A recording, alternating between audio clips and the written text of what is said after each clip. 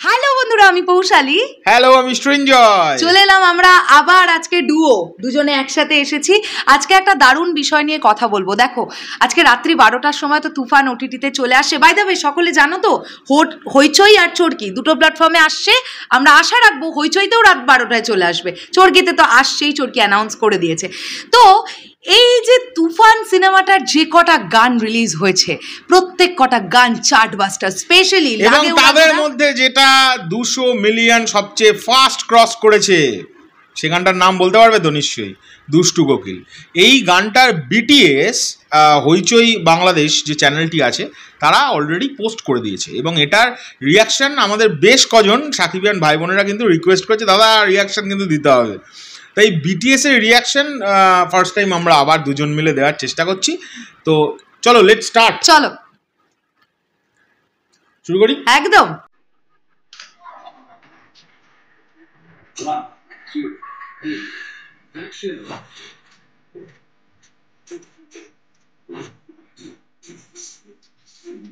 हम लोग अभी ये फिल्म का special item number 12 dance number कर रहे हैं।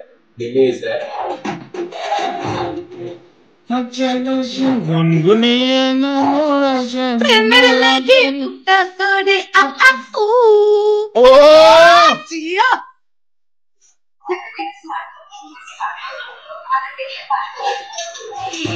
বুঝতেই পারছেন কত আনন্দ করে পারফরমেন্সটা হয়েছে। গ্র্যান্ডারটা দেখলে বোঝা যাচ্ছে সিনেমাটা কত বড় স্কেলে তৈরি করা। এক্স্যাক্টলি। আকাশদা বসে আছে। হ্যাঁ, मुझे लगता है कि साकिब भाई से बात बात हुई ओ क्या बात है। हमारी फिल्म इंडस्ट्री में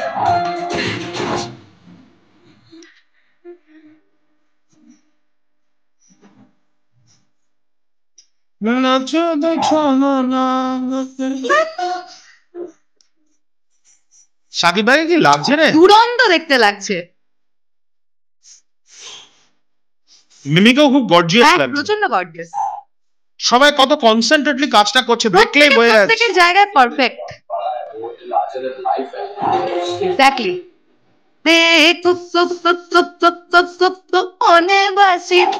অসাধারণ অসাধারণ স্ব্যাগ।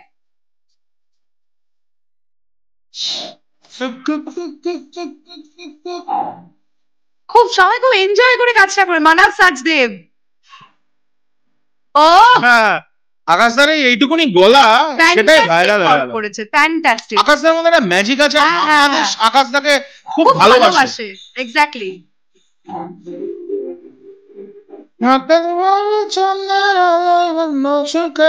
প্রত্যেকটা মুহূর্তে মানে যারা শেখাচ্ছেন তারাও কতটা প্যাশনেট, কনস্ট্যান্ট।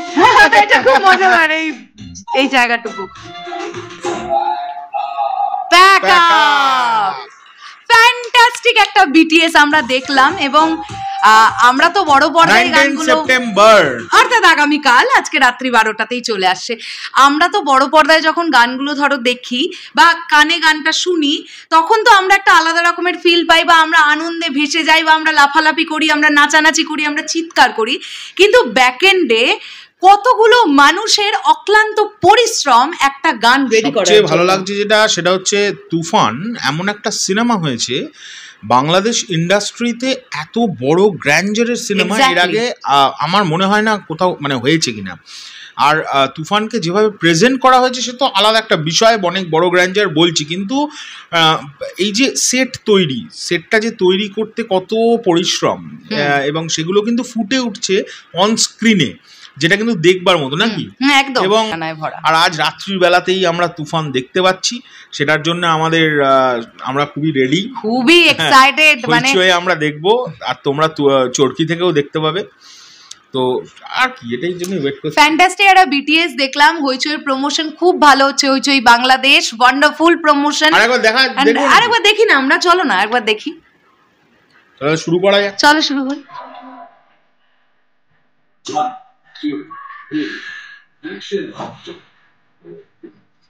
টাইট শট গুলো কিভাবে নেওয়া দেখেছো শাকিব ভাই? আর অসাধারণ অসাধারণ। हम लोग अभी ये फिल्म का special item number 12 dance number कर रहे हैं।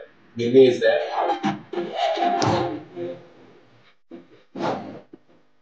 ওনার নামটা আমি ভুলে যাচ্ছি ডিরেক্টরের। হ্যাঁ, ডান্স কোরিওগ্রাফার, ওনার নাম হচ্ছে আদিল শেখ। আদিল শেখ জি একটা মারাত্মক লাইন বলেছে এই মেকিংটাই শাকিব ভাইকে নিয়ে। মিমি এরকমই ফানি। ও এখানে রায়ান রবি ভাইয়াকে দেখে মনে হচ্ছে খুব বিধ্বস্ত। হ্যাঁ, অ্যাংজাইটি কত বড় মেগাস্টারকে নিয়ে কাজ করছে। मुझे लगता है कि साकिब भाई से পুরো ফ্লোর গুলোকে, এই কথাটা খুব ইম্পর্টেন্ট। हमारी फिल्म इंडस्ट्री में বিরাট বড় কথা। আপনি বলছেন শাকিব ভাইয়াকে ছাড়া ভাবাই যায় না এরকম বড় গ্র্যান্ডারের বাংলা ফিল্ম। উনি এই ইন্ডাস্ট্রির তুফান, এটাই বলেছিলেন।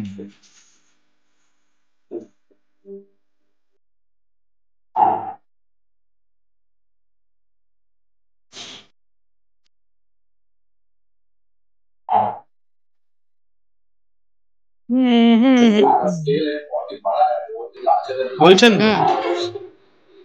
স্কেলটা অনেক বড়, উনি বোঝাচ্ছেন। শাকিব ভাইকে দুর্দান্ত দেখতে লাগছে, ওনার সোয়াগ আর সিনেমাটোগ্রাফি খুব ভালো, সিনেমাটোগ্রাফি অসাধারণ। আমি বাংলা সিনেমায় এরকম সিনেমাটোগ্রাফি তুফানের আগে কোথাও দেখিনি। মানব স্যারদের ইন্টারভিউ দেওয়ার সময় ওনার এক্সপিরিয়েন্স বলছিলেন, মনে আছে?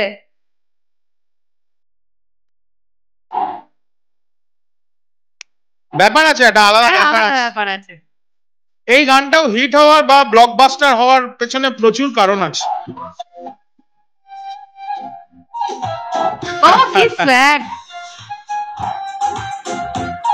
আমার না এই গানটার একটা সবচেয়ে সুন্দর জিনিস লেগেছে, তো প্যাক আপ হয়ে গেল, পজ করি। এই গানটার একটা অস্বাভাবিক জিনিস আমার লেগেছে, যেটা আমি কোনো ডান্স কোরিওগ্রাফিতে এর আগে কখনো দেখিনি। সেটা হচ্ছে একজন হিরো, তিনি একটা বন্দুক হাতে নিয়েই ডান্স স্টেপ করছে, মানে মিমির পেছনে গিয়ে এরম এরম করে যে নাচছিলেন, আমি না এরম বন্দুক হাতে নিয়ে কোনো ডান্স স্টেপ এর আগে কোনো সিনেমায় দেখিনি।